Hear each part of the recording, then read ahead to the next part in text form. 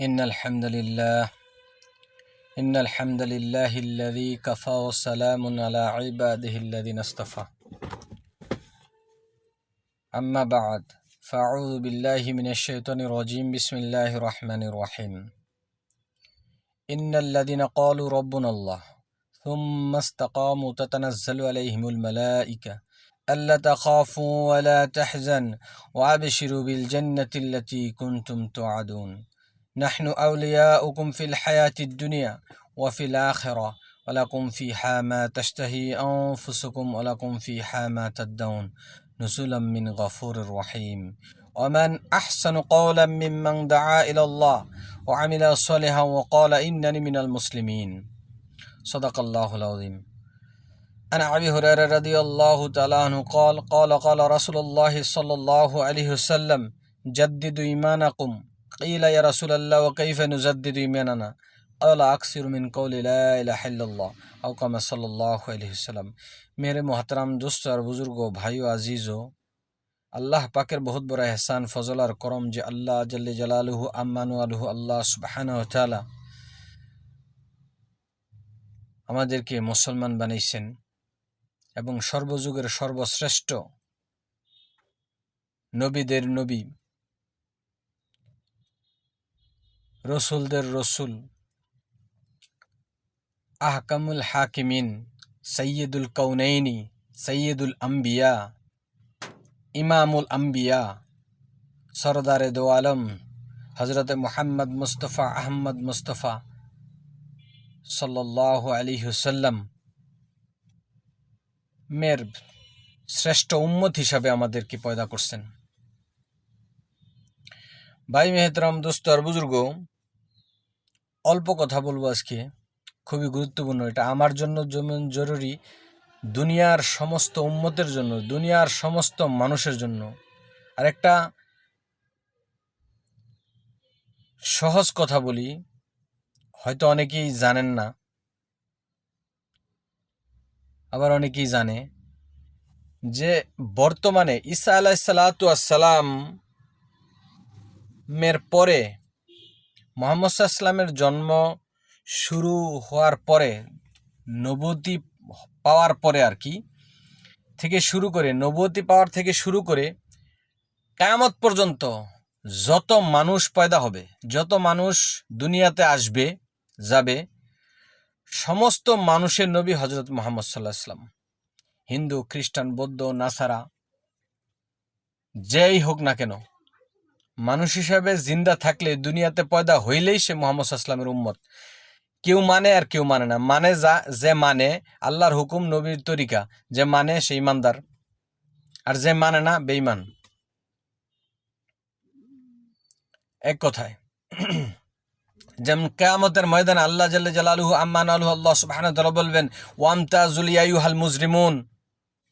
এক কথায় দুটা পার্ট হয়ে যাবে, একটা কথায়। সেটা কি? ইমানদার আর বেঈমান আলাদা হয়ে যাবে। তখন আর হিসাব কিতাব নাই, অন্য কোনো হিসাব নেই। লাইসা হিসাব, হিসাবুল বাদিন, এরপরে হবে হিসাব। সেটা কি? ইমান আর বেঈমান, ইমানদার আর বেঈমান আলাদা হয়ে যাবে। তো এখন এক দলের কোনো হিসাব নেই। ফিনারি জাহান্নামে খালিদিনা ফিহা আবাদান আবাদা, অনন্ত সীমকাল জাহান্নামে আসবে, never ever can be come back to the জান্নাত। সে কখনো আর ফিরে আসতে পারবে না জান্নাতে। চিরস্থায়ী জাহান্নাম, যার ইমান নাই, যে মুসলমান না। কারণ আল্লাহ তাআলা বলছে ওয়ালা তামুতুন্না ওয়া আনতুম মুসলিমুন, মুসলমান না হয়ে মরো না। তো মুসলমানের সংজ্ঞা কি? মুসলমানের সংজ্ঞা শর্টভাবে বলি, বহুত আছে, বহুবার জিবরাইল আলাইহিস সালাম আসছে, ইয়া আল্লাহ মুসলমান কাকে বলে? তা আল্লাহ রাসূল বলছেন, ঠিক আছে, আকিমুস সালাহ ওয়া আতুজ যাকা, হ্যাঁ, নামাজ পড়বে, রোজা রাখবে, আর এরকমভাবে পবিত্র হবে, পবিত্রতা অর্জন করবে মুসলমান। কিন্তু মূল সংজ্ঞা যেটা আল্লাহ তাআলা বলছেন, যেটার জন্য পাঠাইছেন আল্লাহ তাআলা, ওমা খালাকতুল জিন্না ওয়াল ইনসা ইল্লা লিয়াবুদুন, আমি জিন আর ইনসানকে বানাইছি একমাত্র ইবাদতের জন্য। আর এই দুই জাতির হিসাব ব্যবহার করে, হিসাব নেই। এই দুই জাতির হিসাব খুব করা, strong, very strong and very foundation, good foundation. তো এই জন্যে বলছে ইমানদার, তা ইমানদারদের যারা ইমান আনছে কখনো একবারও আর মরছে, ইবাদত করুক না করুক বা এটা পরের বিষয়, তো ইবাদত করছে না করছে এরপরে হবে হিসাব, তাদের হবে হিসাব, এক দলের কোনো হিসাবই নেই। ক্লিয়ার করে দিই, অনেক মানুষের প্রশ্ন আমাকেও করছে, এমনকি আমার ফ্রেন্ড সার্কেলরাও অনেকে প্রশ্ন করছে যে কি, যে যারা হিন্দু খ্রিস্টান বৌদ্ধ তারাও তো মানে রবকে, মানে আল্লাহকে, মানে তারা কেন যাবে না জান্নাতে? যাবে না ভুল বুঝার কারণে।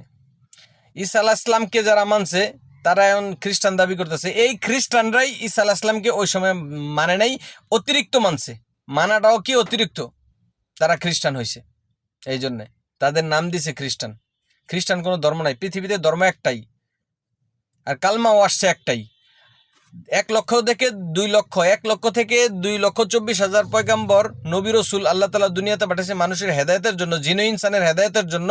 তো সমস্ত নবী এসে একই কথা হয়েছে, ভাষা ভিন্ন, কথা একটাই, ইয়া আইয়ুহান নাস কুলু লা ইলাহা ইল্লাল্লাহ তুফলিহুন। হে দুনিয়ার মানুষ, এই কালমা এক আল্লাহকে মানো, হ্যাঁ, কামিয়াব হয়ে যাবে। আর যেই যুগের যেই নবী আসছে, ঈসা রুহুল্লাহ, হ্যাঁ, আদম সফিউল্লাহ, হ্যাঁ, মুসা কালিমুল্লাহ, মুহাম্মদ সাল্লাল্লাহু আলাইহি সাল্লাম, লা ইলাহা ইল্লাল্লাহ মুহাম্মাদুর রাসূলুল্লাহ, এই কথার সাক্ষ্য একই, অর্থ একই, ভাষার ভিন্নতা আছে কিন্তু অর্থ একই। তো একই কালিমা যেমন দিয়ে আসছে, আর ইমান ওইটার নাম ইমান বলে, যে এটা মানবে লা ইলাহা ইল্লাল্লাহ মুহাম্মাদুর রাসূলুল্লাহ, লা ইলাহা ইল্লাল্লাহ ঈসা সফিউল্লাহ, ঈসা সফিউল্লাহ, আদম সফিউল্লাহ, ঈসা রুহুল্লাহ, ঠিক আছে। তো মুসা কালিমুল্লাহ, এরকম যে কালমা যেই ভাষাই আসছে আল্লাহ তাআলা পাঠাইছে, যারা মানছে তারা কামিয়াব হয়েছে। হ্যাঁ, কামিয়াব দুনিয়া ওয়াল আখেরা, দুনিয়া তো কামিয়াবি, আখেরা তো সে কামিয়াব হয়ে গেছে। কিন্তু যারা এটাকে মানে না তারা বেঈমান, এই কথাকে মানে নেই, নবীকে মানে নেই, আল্লাহর হুকুম মানে না, নবীকে মানে নেই, তারা হলো কি, তারা হলো বেঈমান। আর তাদের বাদ আল মৌতের পরে তাদের কোনো হিসাব কিতাব নেই। ভালো মন্দ যদি কেউ ভালো মন্দ কাজ করে দুনিয়াতে, তো দুনিয়াতে সে পেয়ে যাবে বিধর্মী, আখেরাতে কোনো হিসাব নেই, হিসাবও নাই, আর দিবেও না কিছু, দিবে জাহান্নাম। আর যারা মুসলমান হয়ে মরবে, যারা ইমানদার হয়ে মরবে, ইমানের ভিতরে ছিল, মুসলমানের ভিতরে ছিল, কিন্তু আমল করে নাই, তাদের হিসাব হবে। আমল করছে আর করে নাই, দুনো দলেরই হিসাব হবে, পরে হিসাব কার্যক্রম শুরু হবে। তো এই জন্য মহাতারাম দোস্তার, মৌত লাইসা মিনহাল ফৌত, মৃত্যু থেকে কেউ বাঁচতে পারবে না। এই জন্যে যে যারা এই কথাটা শুনবেন, আমার কথাটা শুনবেন, পুরাপুরি শোনার চেষ্টা করেন। আমাকে আল্লাহ তাআলা তৌফিক দান করে, আর প্রত্যেকটা যারা শুনবে একটু দেখবে, প্রত্যেকে যেন এই কথা বিশ্বাস করে যে আমার মৌত হবে একদিন, অবশ্যই মৃত্যু কাউকে ছাড়বে না। আর যেহেতু মৃত্যু হবে, সেহেতু আমার যে রব, আমার যে পালনেওয়ালা, আমার যে মালিক, তাকে মানা দরকার। আর যে মেনে গেলেই মৌতের সাথে সাথে আল্লাহ তাআলা বলছে, আল্লাহ রাসূল সাল্লাল্লাহু আলাইহি ওয়াসাল্লাম ফরমান, যে ব্যক্তি নাকি ইমানের সহিত মারা যাবে, যার প্রথম কালিমা হবে লা ইলাহা ইল্লাল্লাহ, শেষ কালিমা হবে লা ইলাহা ইল্লাল্লাহ, সে যদি 1000 বছরও থাকে দুনিয়াতে বসবাস করে, তার কোনো হিসাব লওয়া হবে না, সে দাখিলুল জান্নাহ, বিনা হিসাবে সে জান্নাতে যাবে। সুবহানাল্লাহ। এই জন্য মহতারাম দোস্ত বুজুর্গ, আমাদের মরতে হবে, এটা নিশ্চিত। তো এই জন্য ইনশাল্লাহ আমরা চেষ্টা করি যে নেকামল করব, আর এরকমভাবে মানুষকে নেকামলের দিকে ডাকবো। যে আয়াত পড়ছি, ওমান আহসানু কওলাম মিম্মান দা ইলাল্লাহ, আল্লাহ তাআলা অনেক ঘটনা বলছেন। তো মুসলমানের পরিচয়টা দিয়ে দিই। মুসলমান 4টা জিনিসের দ্বারা বলা হয়েছে, 4টা জিনিস যে পালন করবে তার মুসলমান হইতে পারবে। একটা কি, ইল্লাল্লাযিনা আমানু, যে ঈমান আনবে, ও আমিলুস সলেহা, নেকামল করবে, এবং নেকামলের দিকে ডাকতে হবে। কেন, এরপরের আয়াতে যেটা বলছে, ওয়াতাওয়াসাউ বিল হক, হকের উপরে চলবে, ওয়াতাওয়াসাউ বিস সবর, এবং 4টা জিনিস কি, ইল্লাল্লাযিনা আমানু, না, ঈমান আনবে, আল্লাহর উপরে ঈমান আনতে হবে, ও আমিলুস সলেহা, নেকামল করতে হবে, হকের উপরে চলতে হবে, ওয়াতাওয়াসাউ বিল হক, হকের উপরে চলতে হবে, ওয়াতাওয়াসাউ বিস সবর, এবং যদি এই হকের দাওয়াত দিতে গিয়া, হকের উপরে চললে তো কেউ খারাপ কয় না, হকের দাওয়াত দিতে গেলেও খারাপ কয়, ভালো কয়, মন্দ কয়, যা কিছু করা হয় না কেন, সে ওটার উপরে সবর করবে, ধৈর্য ধারণ করবে। মুসিবত আসবে, সবর দুই রকমভাবেই করতে হবে। কেউ মেহনত করলে পরে যা কিছু আসে সেটা সে টলারেট করবে, সবর করবে, এবং এই এই মেহনত করতে গিয়া, এই সবরের উপরে চলতে গিয়া, এই হকের উপরে চলতে গিয়া, আমলে সলেহা করতে গিয়া, ঠান্ডা গরম শীত নাতিশীতোষ্ণ যেই পরিস্থিতির মধ্যে পড়ি না কেন, ওই পরিস্থিতির সাথে খাপ খাওয়া কষ্ট মুজাহিদার সাথে, ওয়াল্লাযীনা জাহাদু ফিনা লানাহদিয়ান্নাহুম সুবুলানা, যে নাকি কষ্ট মুজাহিদার সাথে দুনিয়াতে জীবন যাপন করবে, মৌতের সাথে সাথে অনন্ত অসীমকালের সে জান্নাত পাবে। আর যে দিনের মেহনত করবে 25 লক্ষ হুরের জান্নাত আল্লাহ তাআলা দান করবে। আরে ভাই, 5 ওয়াক্ত নামাজ পড়লে তো তার কোনো গুনাহই বাকি থাকে না। হাত পা চোখ নাক মুখের যত সগিরা গুনাহ আছে, চলাফেরা হইতেছে, সমস্ত গুনাহ আল্লাহ তাআলা মাফ করে দিতেছেন, হাদিস আছে। এই জন্য ভিডিও লম্বা করব না, এই জন্য অনুরোধ, আমার জন্য দোয়া করবেন। আর সমস্ত দুনিয়া দুইটা আমল যদি করে, এক নেক আমল করবে, আর একটা হলো সমস্ত দুনিয়ার মানুষকে যে মাফ করে দিবে, সমস্ত দুনিয়ার মানুষকে যে মহব্বতের নজরে দেখবে, আল্লাহ তাআলা অবশ্যই তার দুনিয়াতেও সুখ স্বাচ্ছন্দ্য সফলতা ইজ্জত সম্মান হেফাজত দ্বারা ভরে দিবেন, আর মৌতের পর অনন্ত সীমকালের জন্য তাকে বিশাল বড় এক জান্নাতের মধ্যে আল্লাহ তাআলা জান্নাতুল ফেরদৌসের মধ্যে রাখবেন। আল্লাহ তাআলা আমাকে এবং যারা শুনবেন মহব্বতের সাথে, এবং যারা আমার কথাগুলা শোনার পর আমল করবেন, আমার জন্য দোয়া চাই ইনশাআল্লাহ। ওয়া আখিরু দাওয়ানা আলহামদুলিল্লাহি রাব্বিল আলামিন ওয়া মা তৌফিকি ইল্লা বিল্লাহ। আসসালামু আলাইকুম ওয়া রাহমাতুল্লাহি ওয়া বারাকাতুহু।